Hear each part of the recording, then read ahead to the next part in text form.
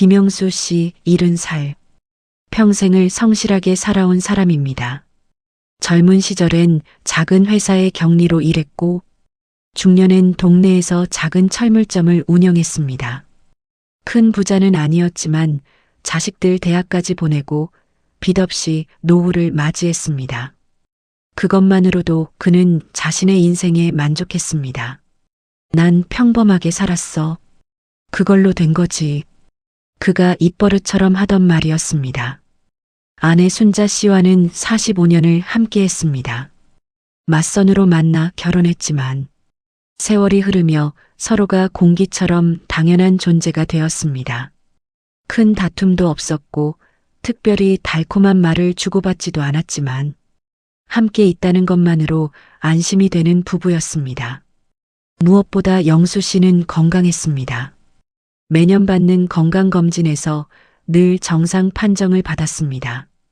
혈압약 한 알 외에는 먹는 약도 없었고 담배는 진작에 끊었으며 술도 특별한 날에만 조금씩 마셨습니다. 매일 아침 공원을 산책하고 저녁엔 아내와 함께 TV 뉴스를 보며 하루를 마무리했습니다. 순자 씨는 남편을 보며 생각했습니다. 이 사람은 나보다 오래 살 거야. 그만큼 믿음이 있었습니다. 그런 평범한 일상은 아무 탈 없이 흘러갔습니다. 아침이면 영수 씨는 운동복으로 갈아입고 공원으로 향했고 순자 씨는 아침상을 차리며 하루를 시작했습니다. 점심엔 함께 산책을 나가거나 동네 경로당에 들러 친구들과 시간을 보냈습니다. 저녁이면 TV 앞에 나란히 앉아 뉴스를 보거나 드라마를 함께 봤습니다. 평온했습니다. 익숙했습니다. 그리고 안심이 되었습니다. 하지만 순자 씨는 그때 몰랐습니다. 그 평온한 일상 속에 아주 작은 균열이 이미 시작되고 있었다는 것을. 변화는 정말 사소한 것에서 시작되었습니다. 어느 날 저녁 TV 뉴스를 보던 영수 씨가 갑자기 리모컨을 탁 내려놓았습니다. 이 나라 정치는 왜 이 모양이야? 목소리가 평소보다 날카로웠습니다. 순자 씨는 조금 놀랐습니다. 남편은 원래 정치 뉴스에 관심은 있었지만 이렇게 감정적으로 반응하는 사람이 아니었습니다. 왜 그래요? 무슨 일인데요? 아니, 저것들이 맨날 하는 게 뭐야? 국민은 생각도 안 하고. 영수 씨는 계속 투덜거렸습니다. 순자 씨는 그저 그러려니 했습니다. 요즘 뉴스가 워낙 답답하니 남편도 스트레스를 받나 보다 싶었습니다. 며칠 후 비슷한 일이 또 일어났습니다. 아침 식사 자리에서였습니다. 순자 씨가 평소처럼 된장찌개와 김치, 계란말이를 차려냈습니다. 영수 씨는 한 숟가락 떠먹더니 얼굴을 찌푸렸습니다. 이게 무슨 맛이야? 순자 씨는 당황했습니다. 왜요? 평소처럼 끓였는데. 너무 짜. 소금을 얼마나 넣은 거야? 순자 씨는 자신도 한 숟가락 떠먹어 봤습니다. 평소와 똑같은 맛이었습니다. 하지만 영수 씨는 계속 투덜거렸습니다. 요즘 음식간이 다 이상해. 제대로 하는 거 맞아?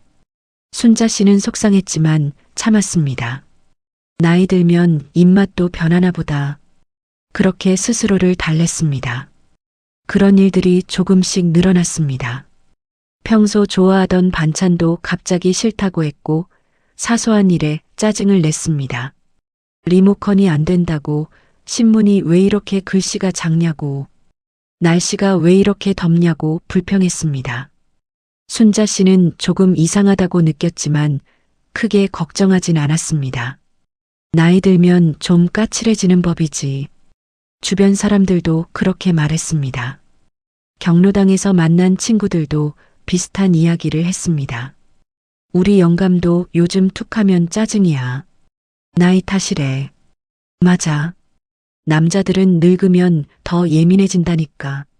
순자 씨는 그 말에 위안을 받았습니다. 자신만 그런 게 아니구나. 다들 그렇게 사는구나. 하지만 며칠 후 조금 더 이상한 일이 일어났습니다.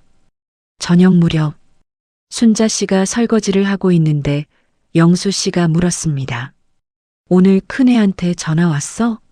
아니요, 안 왔는데요. 그래, 언제 전화한다고 했지? 그런 말 안 했는데요. 영수 씨는 고개를 갸웃거렸습니다.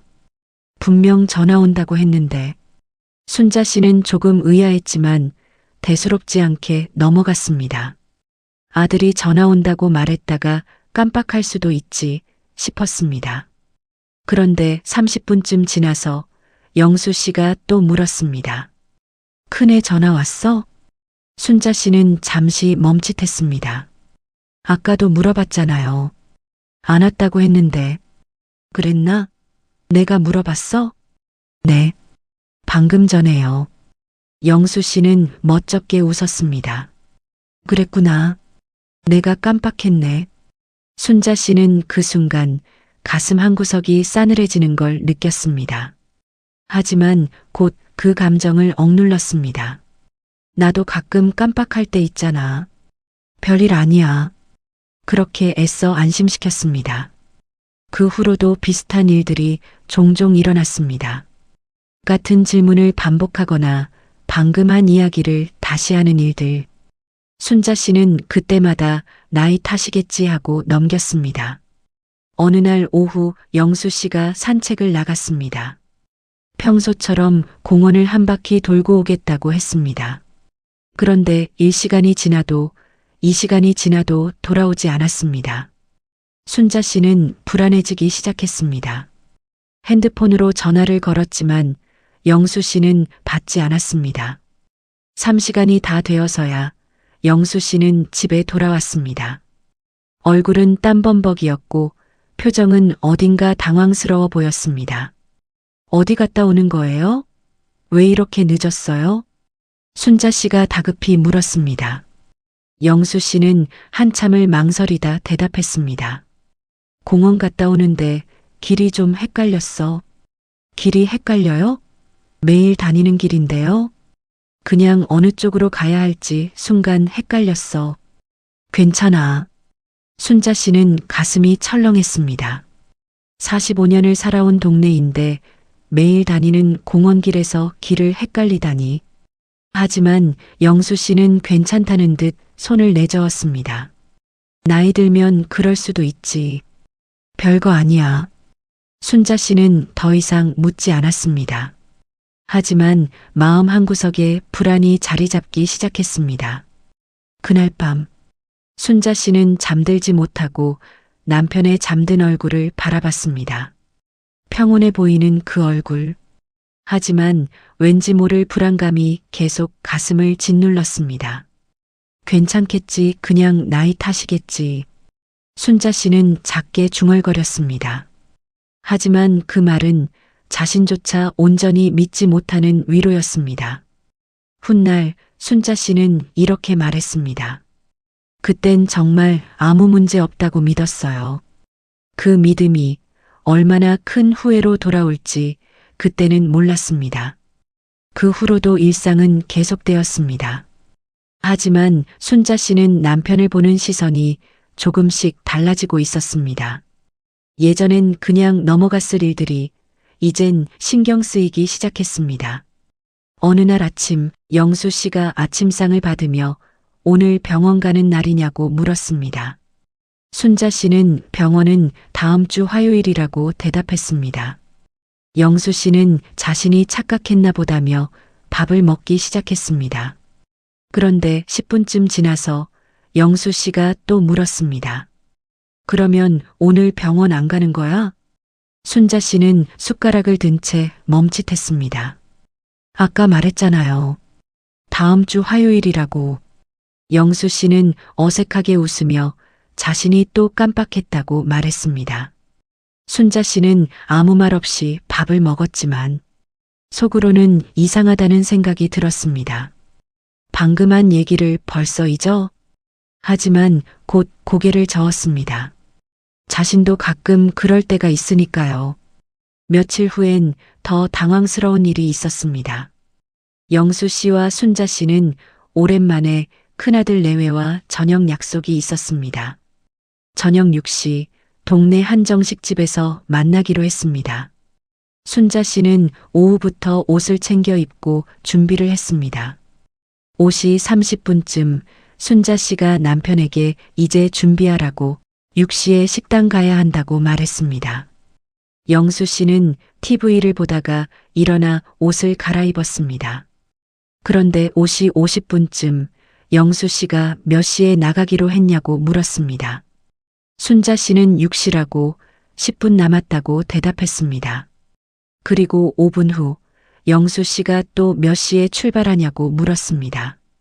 순자 씨는 이번엔 약간 짜증이 났습니다. 아까도 말했다고 6시라고 다시 말해줬습니다. 영수 씨는 당황한 표정으로 미안하다며 자신이 정신이 없나 보다고 말했습니다. 순자 씨는 한숨을 쉬었습니다. 하지만 화를 낼 수도 없었습니다. 남편이 일부러 그러는 게 아니라는 걸 알았으니까요.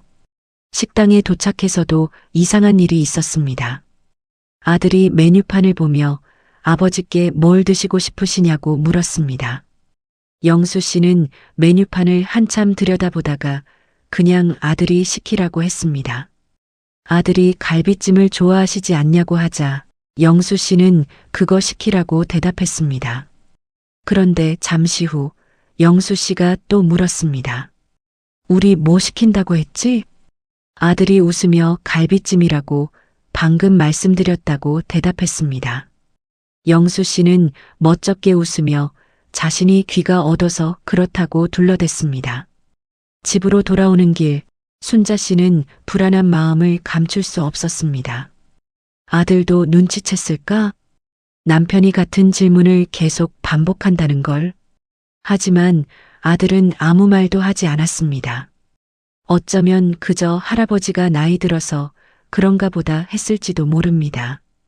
그날 밤 순자 씨는 잠들지 못했습니다. 침대에 누워 천장을 바라보며 생각했습니다. 이게 정말 그냥 나이 탓일까? 하지만 곧 고개를 저었습니다. 자신도 요즘 깜빡깜빡하는데 나이 탓이겠지. 스스로를 다독이며 애써 잠을 청했습니다.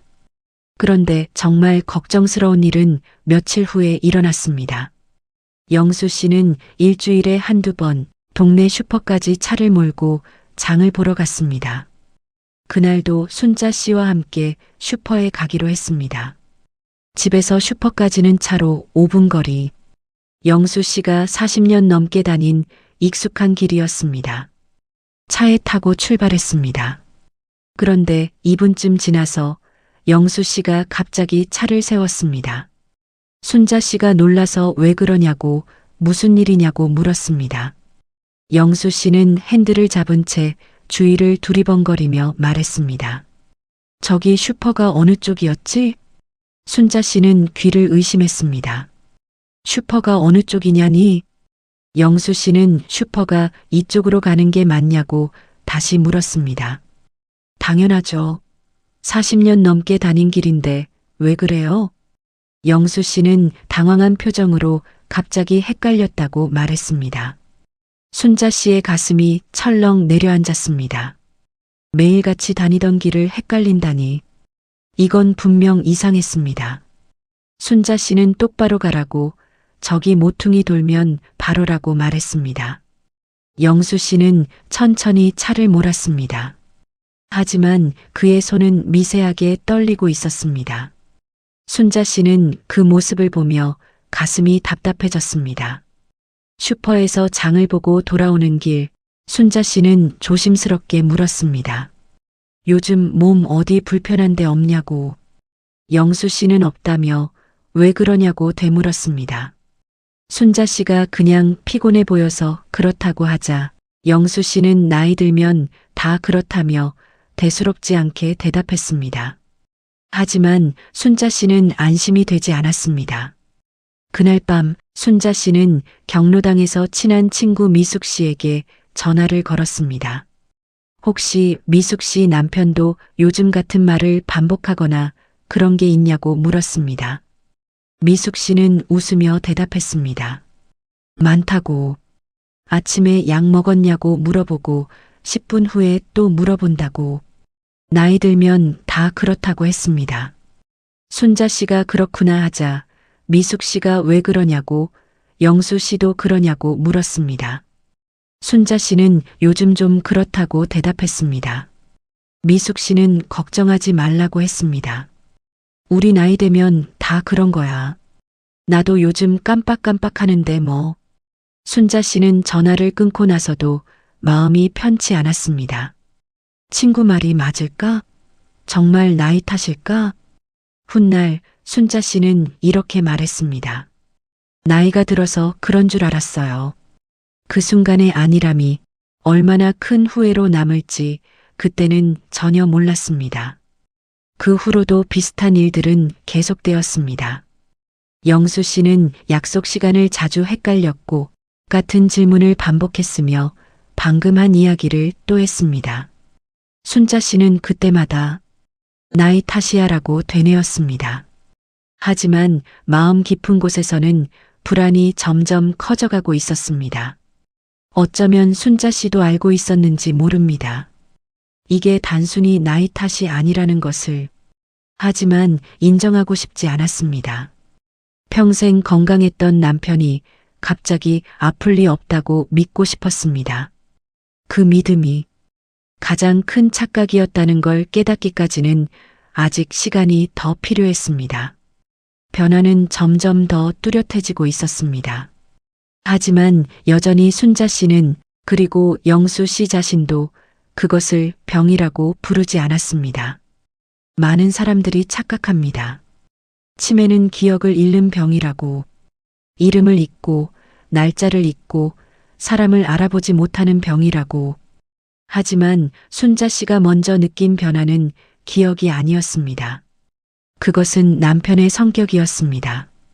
평생 온화하고 말수 적던 남편. 화를 내는 일이 거의 없었던 남편. 그 남편이 조금씩, 아주 조금씩 달라지고 있었습니다. 어느 날, 순자 씨는 평소처럼 영수 씨가 늘 좋아하던 국과 반찬으로 아침밥을 차려냈습니다. 하지만 영수 씨는 한 숟가락 떠먹더니 얼굴을 찌푸렸고 갑자기 목소리를 높였습니다. 이게 무슨 맛이야? 맨날 이렇게 대충대충 해? 순자 씨는 깜짝 놀랐습니다. 남편이 이렇게 큰 소리를 낸 적이 거의 없었기 때문입니다. 왜 그래요? 평소처럼 했는데. 평소처럼? 맛이 이상하다고. 제대로 안 하면서 평소처럼이라고 해? 순자 씨는 어안이 벙벙했습니다. 자신도 먹어봤지만 평소와 똑같은 맛이었습니다. 하지만 영수 씨는 계속 투덜거렸습니다. 순자 씨는 아무 말도 하지 못했습니다. 서운함보다는 당황스러움이 더 컸습니다. 이 사람이 왜 이러지? 하는 생각만 들었습니다. 그런 일들이 점점 잦아졌습니다. TV 리모컨이 말을 안 듣는다며 화를 냈고 신문 글씨가 왜 이렇게 작으냐며 짜증을 냈습니다. 날씨가 덥다, 춥다, 시끄럽다. 별것 아닌 일에도 불평이 쏟아져 나왔습니다. 순자 씨는 조심스러워졌습니다. 남편 눈치를 보게 되었습니다. 혹시 또 화를 낼까봐 말 한마디도 조심하게 되었습니다. 또 다른 날, 순자 씨가 영수 씨에게 말했습니다. 내일 큰아들이 집에 오니 저녁 준비를 해야 한다고. 영수 씨는 고개를 끄덕였습니다. 그런데 다음 날 아침 순자 씨가 장을 보러 나가려고 하자 영수 씨가 물었습니다. 어디가? 장 보러 가요. 오늘 큰애 온다고 어제 말했잖아요. 그러자 영수 씨가 갑자기 화를 냈습니다. 왜 그렇게 잔소리를 해? 맨날 이래라 저래라. 순자 씨는 할 말을 잃었습니다. 잔소리? 자신은 그냥 오늘 아들이 온다는 걸 상기시켜 준 것 뿐이었습니다. 잔소리가 아니라 그냥 오늘 큰애 온다고. 알았다고. 그만 좀 해. 영수 씨는 거실로 나가버렸습니다. 순자 씨는 그 자리에 멍하니 서 있었습니다. 순자 씨는 이해할 수 없었습니다. 45년을 함께 산 남편이었습니다. 그 남편이 왜 이렇게 변했을까? 갑자기 왜 이렇게 예민해졌을까? 이 사람이 내가 알던 사람이 맞나? 그런 생각이 들 때마다 가슴이 아팠습니다. 며칠 후 더 이상한 일이 있었습니다. 순자 씨가 거실에서 TV를 보고 있는데 영수 씨가 방에서 나오며 물었습니다. 내 지갑 어디 있어? 모르는데요. 어디 뒀는지 찾아보세요. 순자 씨가 대답했습니다. 그러자 영수 씨의 목소리가 날카로워졌습니다. 당신이 치운 거 아니야?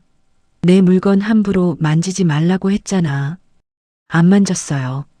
당신이 어디 뒀는지 모르겠어요. 거짓말하지 마. 분명 당신이 치웠을 거야. 영수 씨는 화를 내며 집안을 뒤지기 시작했습니다. 순자 씨는 어이가 없었습니다. 자신은 남편 지갑을 만진 적이 없었습니다. 결국 지갑은 영수 씨의 옷장 서랍에서 나왔습니다. 영수 씨 자신이 넣어둔 것이었습니다. 하지만 영수 씨는 미안하다는 말도 없이 지갑을 들고 나가버렸습니다. 순자 씨는 그 뒷모습을 보며 눈물이 날 것 같았습니다. 성격의 변화는 기억력 저하보다 더 고통스러웠습니다. 같은 질문을 반복하는 것은 그래도 참을 수 있었습니다. 다시 대답해주면 됐으니까요. 길을 헷갈리는 것도 함께 가면 됐습니다. 하지만 성격이 변하는 건 달랐습니다.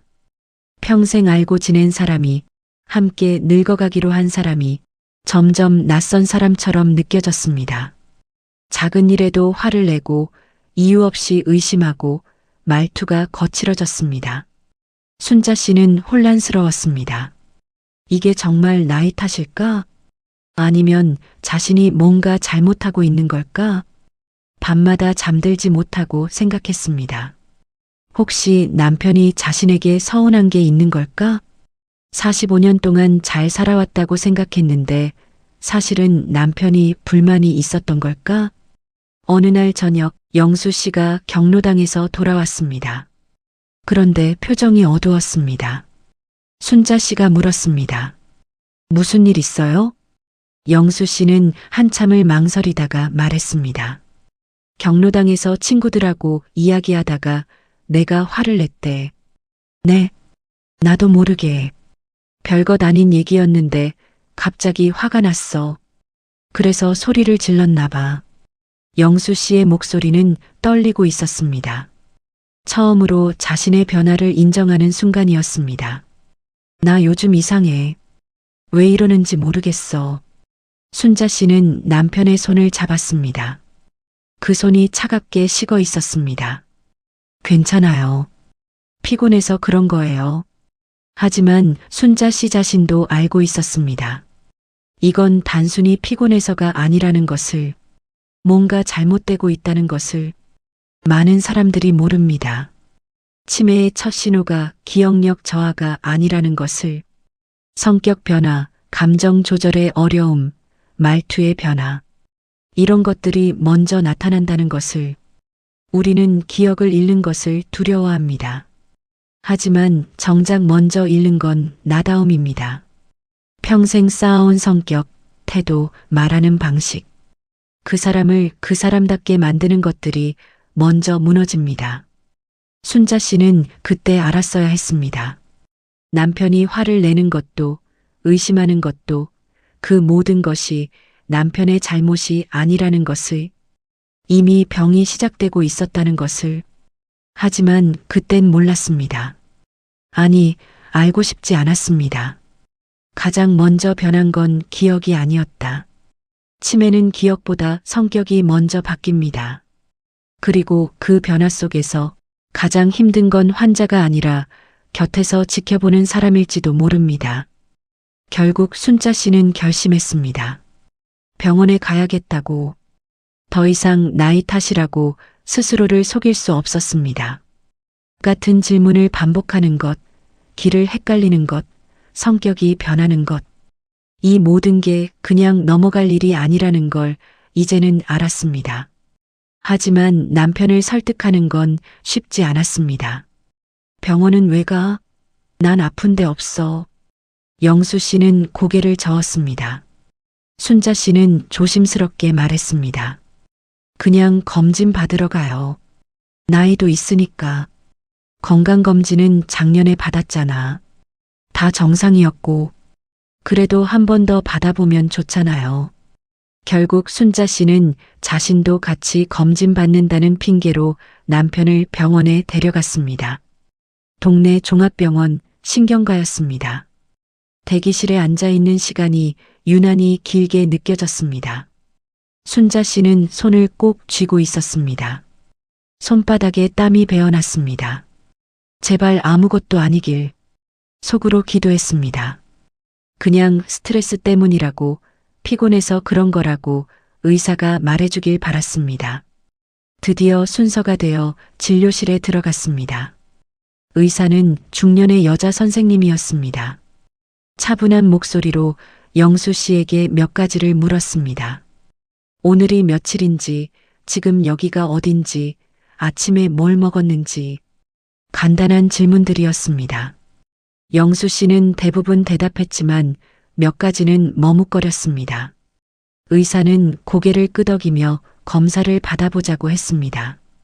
순자 씨는 그 말에 가슴이 철렁했습니다. 일주일 후 검사 결과를 들으러 다시 병원을 찾았습니다. 그 일주일이 얼마나 길게 느껴졌는지 모릅니다.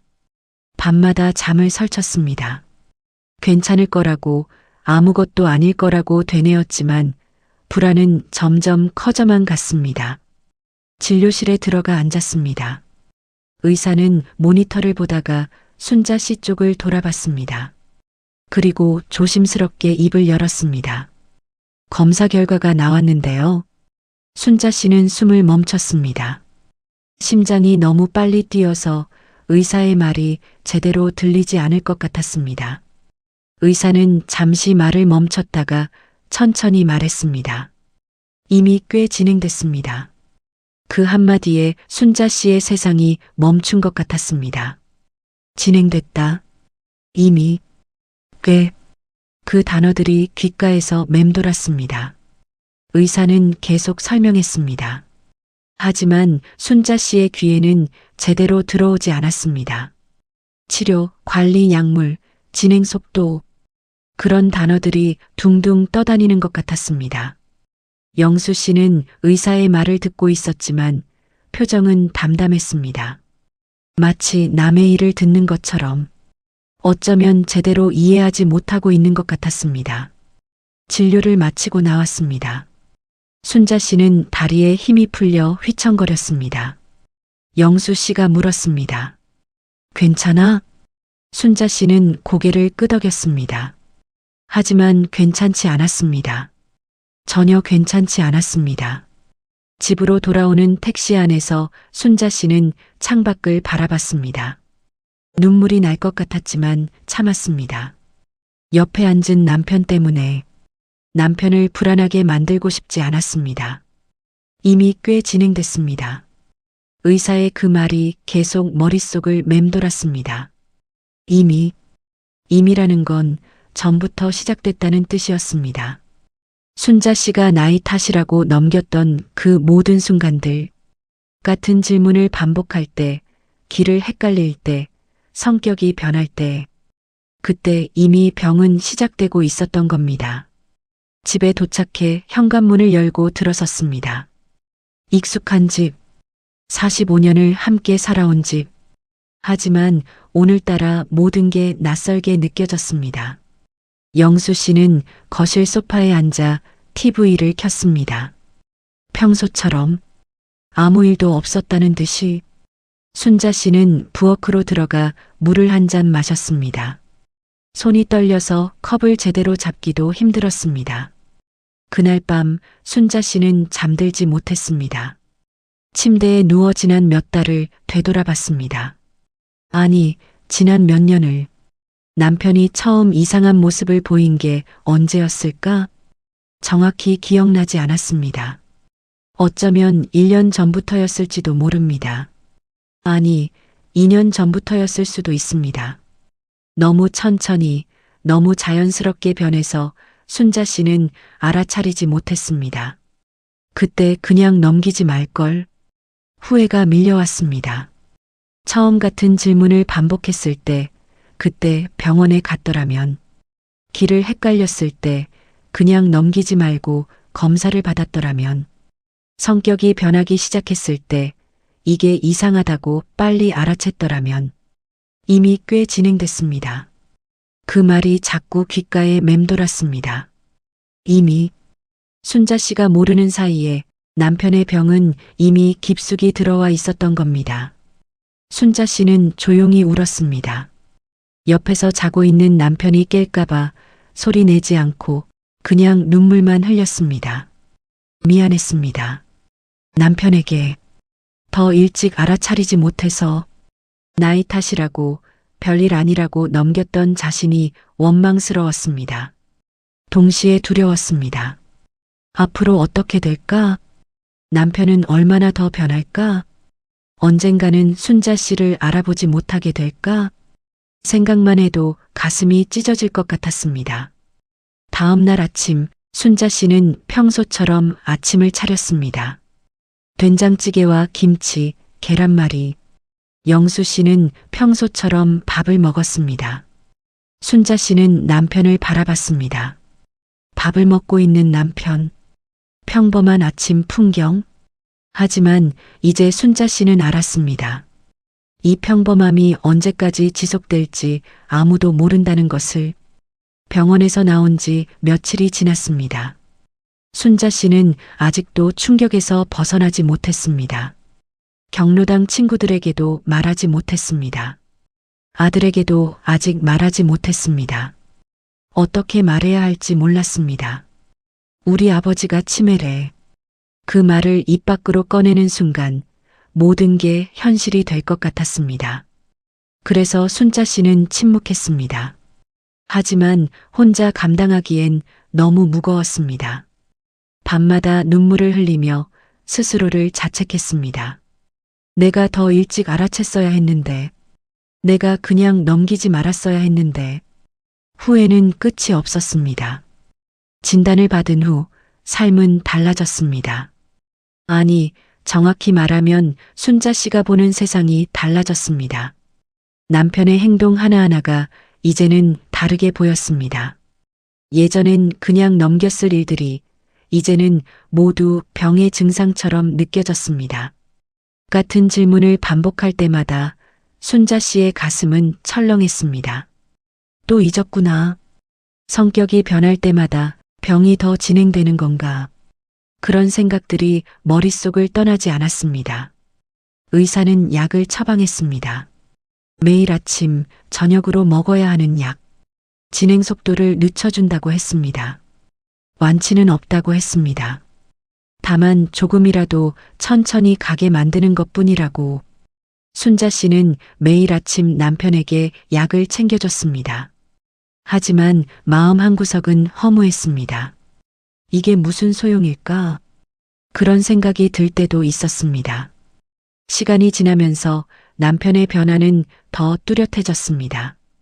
어느 날 저녁 영수 씨가 물었습니다. 우리 큰애가 요즘 뭐 한다고 했지? 순자 씨는 대답했습니다. 은행 다닌다고. 벌써 15년째라고. 영수 씨는 고개를 끄덕였습니다. 그런데 30분 후 똑같은 질문을 또 했습니다. 순자 씨는 다시 대답했습니다. 참을성 있게. 하지만 속으로는 한숨이 나왔습니다. 그리고 또 30분 후 또 같은 질문. 순자 씨는 이번엔 대답하지 않았습니다. 그냥 고개를 끄덕이며 눈물을 삼켰습니다. 가장 힘든 건 밤이었습니다. 낮에는 그래도 할 일이 있었습니다. 밥을 해야 하고 청소를 해야 하고 남편을 돌봐야 했습니다. 정신없이 움직이다 보면 시간이 갔습니다. 하지만 밤은 달랐습니다. 남편이 잠든 후 혼자 남은 시간. 그 시간이 가장 외로웠습니다. 옆에 남편이 누워있지만 순자 씨는 혼자였습니다. 같이 살아도 혼자인 느낌. 바로 그런 기분이었습니다. 예전의 남편은 이제 없었습니다. 대화를 나눌 수 없었습니다. 고민을 털어놓을 수도 없었습니다. 같은 이야기만 반복하고 방금 한 말을 잊어버리는 사람. 그게 지금의 남편이었습니다. 순자 씨는 가끔 생각했습니다. 내가 외롭다는 게 이기적인 걸까? 아픈 건 남편인데 자신이 힘들다고 느끼는 게 잘못된 걸까? 하지만 어쩔 수 없었습니다. 외로웠습니다. 너무나 외로웠습니다. 아들에게 말하는 것도 쉽지 않았습니다. 진단받고 한 달쯤 지났을 때 순자 씨는 큰아들에게 전화를 걸었습니다. 떨리는 목소리로 말했습니다. 아버지가 병원에서 진단을 받았어. 아들은 놀라며 물었습니다. 무슨 병이냐고. 순자 씨는 한참을 망설이다 말했습니다. 치매래. 전화기 너머로 침묵이 흘렀습니다. 길고 무거운 침묵. 아들도 충격을 받은 게 분명했습니다. 많이 진행됐어요? 아들이 조심스럽게 물었습니다. 순자 씨는 대답했습니다. 의사가 이미 꽤 진행됐다고 했다고. 아들은 한숨을 쉬었습니다. 왜 진작 말 안 하셨어요? 순자 씨는 할 말이 없었습니다. 왜 진작 말하지 않았을까? 자신도 잘 몰랐습니다. 어쩌면 말하기 싫었는지도 모릅니다. 말하는 순간 모든 게 현실이 될 것 같아서 아들은 주말에 내려오겠다고 했습니다. 그리고 며칠 후 아들 내외가 찾아왔습니다. 아들은 아버지를 보며 눈물을 참는 게 역력했습니다. 영수 씨는 아들을 보고 반가워했지만 30분 후엔 아들이 왜 왔냐고 물었습니다. 며느리는 부엌에서 순자 씨를 도우며 조용히 물었습니다. 어머니, 혼자 감당하시기 힘드시죠? 순자 씨는 고개를 저었습니다. 괜찮다고 할 수 있다고. 하지만 며느리는 알고 있었습니다. 순자 씨가 얼마나 힘든지. 요양보호사 알아볼까요? 낮에라도 누가 와서 도와주면. 아니야. 괜찮아. 내가 돌볼 수 있어. 순자 씨는 단호하게 말했습니다. 남편을 다른 사람 손에 맡기고 싶지 않았습니다. 45년을 함께 산 사람인데 이제 와서 남에게 맡길 수는 없었습니다. 며느리는 더 이상 말하지 않았습니다. 하지만 걱정스러운 표정은 지울 수 없었습니다. 아들 내외가 돌아간 후 집은 다시 조용해졌습니다. 순자 씨는 거실 소파에 앉아 멍하니 TV를 봤습니다. 옆에 영수 씨도 앉아 있었지만 각자 다른 생각을 하고 있는 것 같았습니다. 순자 씨는 문득 깨달았습니다. 이게 앞으로의 삶이라는 것을. 같은 질문에 대답하고 같은 일을 반복하고 천천히 남편을 잃어가는 살. 그리고 그 과정을 혼자 감당해야 한다는 것. 경로당에 가는 것도 뜸해졌습니다. 남편을 혼자 두고 나갈 수가 없었습니다. 친구들이 전화를 해도 대충 둘러댔습니다. 바빠서 못 간다고. 몸이 안 좋아서 쉬고 있다고. 사실대로 말할 수 없었습니다. 남편이 치매라고. 그 말을 하는 순간 동네에 소문이 날 것 같았습니다. 그리고 사람들의 동정 어린 시선을 받고 싶지 않았습니다. 순자 씨는 점점 고립되어 갔습니다. 집안에서 남편과 둘이, 세상과 단절된 채 하루하루를 버텨냈습니다. 밤마다 혼자 울었습니다. 남편이 잠든 후 부엌에 앉아 소리 없이 눈물을 흘렸습니다. 이렇게 살아야 하나? 이게 맞는 건가?